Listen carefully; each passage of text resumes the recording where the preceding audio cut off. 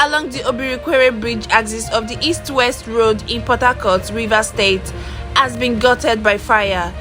The incident occurred around 8 a.m. on Wednesday. Officials of the Federal Fire Service, however, arrived at the scene of the incident to put out the fire.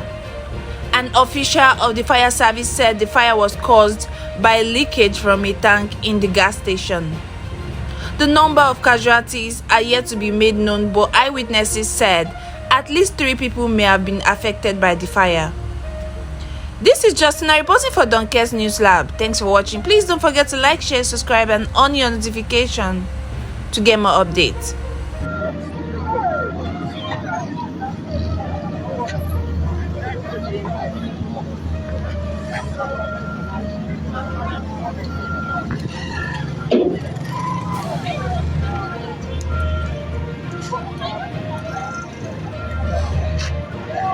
I won't get some on Nigeria. What's